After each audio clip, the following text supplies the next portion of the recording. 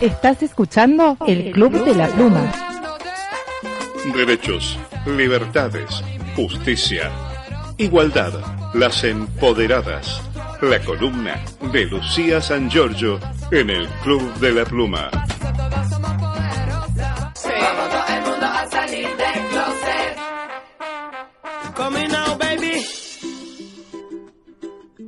Es así, estamos en compañía de Lucía San Giorgio. ¿Cómo te va, compañera? ¿Qué tal, Norbert? Muy buenos días. Bien, bueno, vamos a continuar hablando del paro internacional de mujeres ocurrido el pasado 8 de marzo. Fue, según lo que hemos observado, realmente superó todas las expectativas, creo. Ha superado inclusive hasta marchas y manifestaciones sindicales, creo.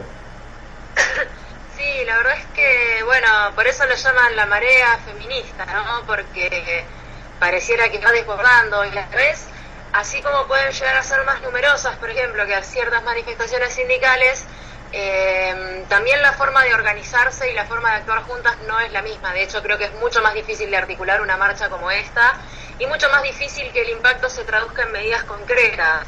En este caso, creo que la marcha y el paro de este año tuvo muy fuerte y muy presente, obviamente, el tema de el aborto legal, seguro y gratuito.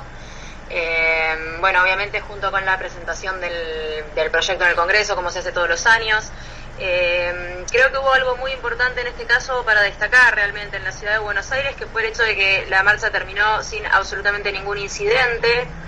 Esto no fue casualidad, de hecho hubo trabajo previo de organizaciones de mujeres, de abogadas feministas, en conjunto con organismos como la Defensoría del Pueblo de la ciudad de Buenos Aires, que hicieron presentaciones judiciales para que se garantice el cumplimiento, por ejemplo, de la normativa que no permite a la policía portar armas de fuego. Se solicitó que el operativo eran solamente mujeres, digamos, hubo como un cierto énfasis en las medidas para que no exista una represión ni un exceso de la fuerza de seguridad. Y en este caso la verdad es que ha resultado. También algunas llaman la atención sobre el hecho de que algunos medios ahora lo tratan de pintar a Mauricio Macri como feminista, o que tratan de hacer parecer que todos los avances de los derechos de las mujeres de los últimos años tienen algo que ver con la figura del presidente, y que por lo tanto también le es conveniente una marcha en donde no se centren otra vez los medios sobre episodios de violencia siempre de dudoso origen. Uh-huh. Y bueno, obviamente se señaló que sin policía no hubo incidentes, lo cual es más que llamativo, pero para nada inesperado. Pero también se observó por algunos sectores la presencia de infiltradas, ¿o no? No, la verdad es que no hubo episodios de violencia prácticamente de ninguna clase. En muchas localidades hubo protección policial a las iglesias o a ciertos organismos estatales. Uh-huh. Tampoco hubo demasiadas confrontaciones. De hecho, en una ciudad que, si no me equivoco, era de La Pampa, una mujer ahí mismo empezó a darle un abrazo y un beso a cada una de la fila de mujeres policías que estaban cuidando una de las iglesias. Digamos que dio lugar a que se pasaran otras cosas, el hecho de estar mejor articuladas y mejor coordinadas en contra de la violencia institucional, especialmente en las manifestaciones. Y creo que eso estuvo muy bueno. Hubo también, por ejemplo, ahora tampoco les pido perdón a todas las compañeras que no recuerdo exactamente las ciudades donde se fueron dando diferentes hechos, porque la verdad es que fue tanta información, y la verdad es que tantas ciudades se han adherido al paro que me llena el corazón, pero me desborda un poco la memoria. Uh-huh. Pero sí sé que en provincias de la Patagonia, por ejemplo, hubo una confrontación respecto de una iglesia en donde está albergado un cura que tiene acusaciones en la justicia de pedofilia y de abuso. Obviamente que la iglesia estaba protegida por las fuerzas de seguridad, y en este caso también hubo una cierta confrontación, más que nada verbal. Pero bueno, también ante el claro posicionamiento del Estado de proteger a los acusados de las peores violencias, y proteger incluso a las instituciones con una rapidez que no tienen nada para procesar los casos nuestros. Otra cosa que se estuvo dando por nuestros días en paralelo a esta marcha tiene que ver con el caso de las dos mujeres, de hecho de la mujer que fue condenada, detenida en Constitución cuando estaba dándole un beso a su mujer, supuestamente por fumar un cigarrillo. Bueno, toda esta situación se tenía que resolver por estos días, que era lo que iba a pasar, y se confirmó el procesamiento de la acusada. Esperaron hasta el día después de la marcha para confirmarlo, a pesar de que eso ya estaba realizado judicialmente. También un poco porque se nota que este tipo de eventos empieza a tener un impacto también real. Pero aún así creo que hace falta mucha más conciencia y mucha más acción en los casos concretos, porque por ejemplo la mayoría de los jueces, por decirlo breve y pronto, se cagan en nuestras marchas. No importa cuánto marchemos, ni el 8 de marzo, ni el 3 de junio, no les va a temblar el pulso y no van a cambiar la forma en la que están actuando. Entonces necesitamos que esa unidad que se da el 8 de marzo se pueda traducir en acciones concretas y en apoyo concreto a las mujeres que después tienen que seguir lidiando con esta situación en las áreas que están más en contra nuestra, la justicia, la policía, los barrios y sectores más excluidos de la sociedad, donde vive la gente con menor acceso a recursos.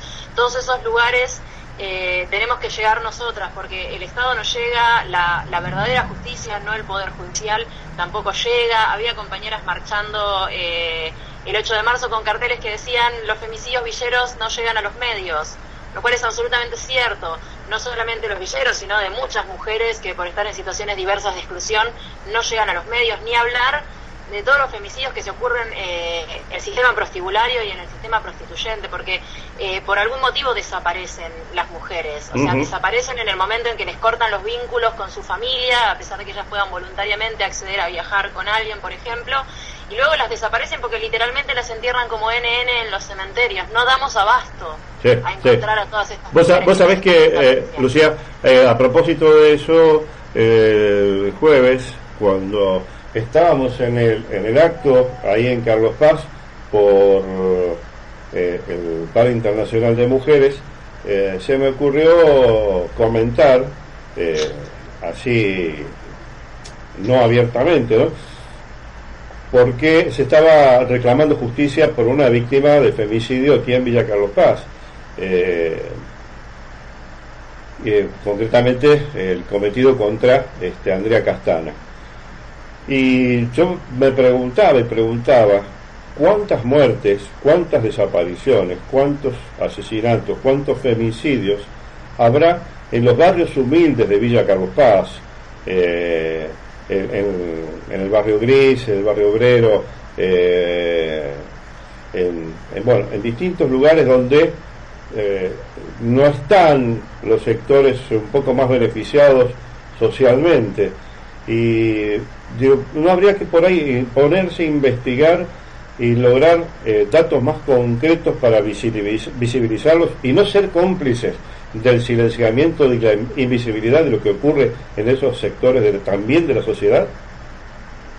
Sí, yo creo que sí, creo que el proceso de visibilizar esto es algo muy complicado, porque así como los femicidios han tenido mayor visibilidad en los medios masivos estos años, también se usa en un sentido adverso para espectacularizar el sufrimiento y sacar rédito del morbo, pero también para saturar de información y que ya deje de causar tanto impacto, ¿se entiende? O sea, si todos los días sale la noticia de una nueva mujer muerta, empieza la sociedad como a acostumbrarse a eso, y de hecho creo que nos está pasando, y es algo muy peligroso obviamente, y no pasa solamente con los femicidios. Acá está en marcha un enorme mecanismo comunicacional que tiene que ver con el avance de la derecha y con el destruir todos los cambios culturales que se habían podido avanzar también en los últimos años. Sí. Entonces, realmente una situación muy adversa, pero sí, desde ya creo que eso es algo que hay que visibilizarlos. Yo creo que las mujeres tenemos que construir nuestra propia memoria, porque además, así como vos decís, cuántos femicidios pueden estar pasando hoy que no son visibles porque no somos suficientes ojos para verlos, no hay suficientes pantallas para mostrarlos, pero también podemos mirar para atrás y repreguntarnos, porque de hecho hubo muchas formas de violencia contra las mujeres, intentos de femicidio y femicidios efectivos que en otros momentos, hace no tanto, por ahí 15 o 20 o 30 años, no se llamaban no se asociaban ni a la violencia contra las mujeres, ni se los nombraba como lo que eran. Y digo, cuántas personas que crecieron pensando que tal vez su madre los abandonó, que su padre dijo un día tu mamá se fue, no está enterrada en el fondo de la casa, o en un cementerio como NN, o la entregaron a una red de trata. Entonces hay que entender que probablemente el mundo sea mucho más terrible, mucho más oscuro de lo que estamos viendo. Hay que ir a buscar eso, hay que confrontar con esas partes de la sociedad si realmente es sincera nuestra intención de hacer un cambio. Pero no se trata solamente de ir a poder socorrer a las mujeres que están en situación de exclusión, como existe, por ejemplo, la red de socorristas, que tienen que ver con el acceso al aborto legal, seguro y gratuito, pero sobre todo al aborto en la práctica.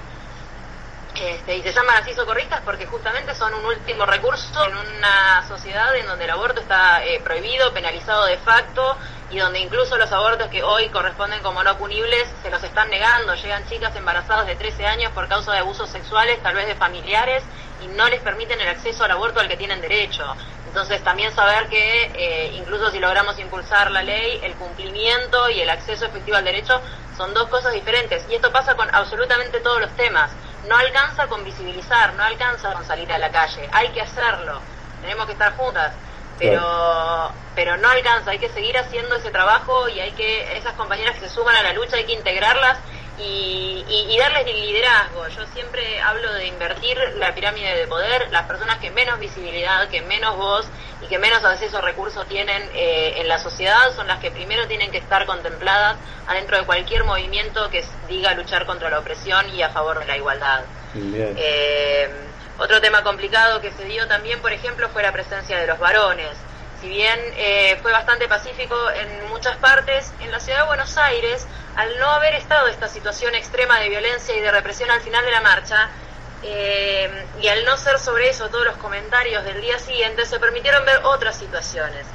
Por ejemplo, pasó que la primera columna, la primera organización que marcha en la marcha del 8 de marzo es la Campaña Nacional por el Aborto Legal, Seguro y Gratuito, que no es solamente las personas que pertenecen a la campaña o a organizaciones que pertenecen a la campaña, sino también muchas mujeres sueltas que no tienen una identificación con una organización, con un partido, con un sindicato, y suelen unirse a esa primera columna de la campaña por el aborto con el pañuelo verde y también, bueno, apoyando ese reclamo.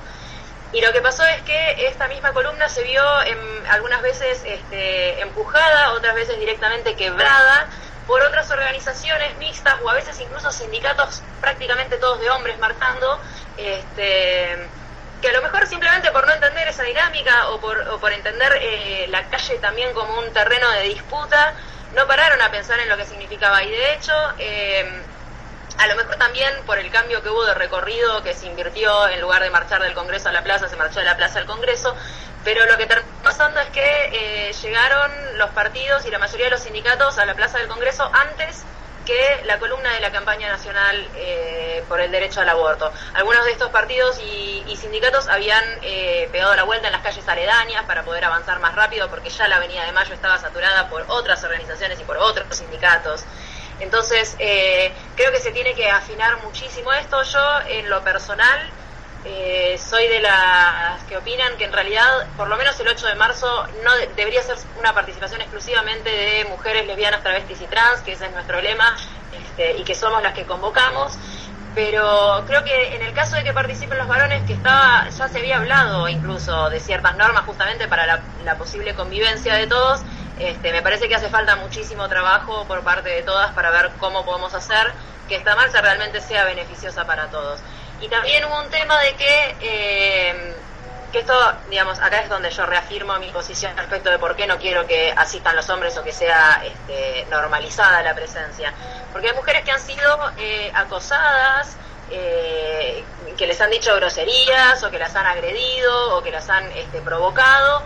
No solo algunos compañeros de sindicatos en estas columnas mayoritariamente masculinas, sino también los que estaban vendiendo gaseosas o banderas o remeras, varones, han querido manosear a las compañeras que estaban marchando con el torso desnudo. Había varones que se metían a sacar fotos específicamente. Hubo compañeras que no marcharon en tetas porque había tipos sacando fotos y porque había tipos mirando y porque había tipos manoseándose y manoseándolas a ellas. Es decir, se dan un montón de situaciones de abuso en un lugar en donde no debería suceder y en donde la primera prioridad de todas debería ser de las víctimas. Y la situación más grave que se da en estas marchas, y esto siempre pasa en casi todas las manifestaciones, no solo de Buenos Aires, sino de muchas provincias, cuando uno cuenta los testimonios, es que hay muchas mujeres víctimas de violencia que se cruzan con sus violentadores, con sus abusadores, porque primero, la mayoría de ellos no han sido denunciados, la mayoría de las mujeres no está lista para hacer una denuncia, y mucho menos se le puede exigir que en la misma marcha, habiéndose cruzado a su abusador, sea la que haga la denuncia para que lo echen, porque algunos dicen, bueno, pero si hay uno lo sacamos, no es tan fácil. La mayoría no están denunciados, y hay muchos de los que están denunciados que las organizaciones los siguen protegiendo. Entonces la víctima se encuentra en la situación de ver al abusador no solamente en la marcha, sino riéndose y siendo festejado por hombres y mujeres que están alrededor de él, que a lo mejor no saben de la situación de abuso, pero a lo mejor sí. Entonces, bueno, se dan todas estas complejidades en las marchas de las mujeres. Yo menciono todo esto no por convencer a nadie de mi propia postura, sino para que lo sigamos pensando y que entendamos que todavía falta mucho trabajo para que podamos coexistir en paz los varones y las mujeres también en nuestras marchas. Pero bueno, como siempre creo que todo esto ha sido un enorme avance. Creo que no es secundario el hecho de que no haya terminado en una represión. Creo que sienta un antecedente político muy importante. Recordar de nuevo que eso ha sido trabajo de las mujeres, no fue magia, no salió de la nada. Y bueno, esto es táctica, se hace sobre la acción. Estas son cosas que hasta ahora nunca se habían hecho. La verdad es que hubo muchísima adhesión, no solo se sumaron más países este año, sino que también más ciudades dentro de los países que ya adherían. Así que bueno, vamos a seguir creciendo y a seguir proyectando un próximo 8 de marzo del 2019. En el medio obviamente vamos a tener la marcha Ni Una Menos el 3 de junio acá en Argentina. Lo único que yo sumaría es que el rédito, como vos bien dijiste, de todo lo que han logrado en esta convocatoria multitudinaria en la Argentina y en el resto del mundo, no se lleve ese rédito nadie, mucho menos quienes están ejerciendo el poder en la Argentina, ya que son sindicados y somos testigos de ello, de ser misóginos, de ser provocadores, de ser machistas en potencia y que desprecian el género femenino, y por más que lo quieran esconder como lo quieran esconder. El logro, la victoria, el triunfo, el éxito de lo que se logró este 8 de marzo es pura y exclusivamente de las mujeres que convocaron, organizaron y prepararon todo para llegar a esto, que es demostrar a la sociedad que cuando se quiere avanzar más para obtener más derechos, para lograr más derechos y mejor calidad de la existencia, lo pueden hacer con dignidad y respeto. Pero eso es mérito solamente de ustedes. Bueno, muchísimas gracias, Norbert, por tus palabras. La verdad yo sigo, obviamente muy emocionada por lo que pasó. Hace falta un par de días para bajar de toda la emoción que esto genera. Así que te agradezco mucho tus palabras y agradezco a todas las que están escuchando, a todas las que participaron, a todas las que trabajaron para que esto se pueda hacer. Fuerte abrazo, Lu. Igualmente. Estuvimos dialogando con Lucía San Giorgio en su columna Empoderadas aquí en el Club de la Pluma, hablando sobre los resultados de la marcha, el paro internacional de mujeres el pasado 8 de marzo. Ya regresamos con más del Club de la Pluma.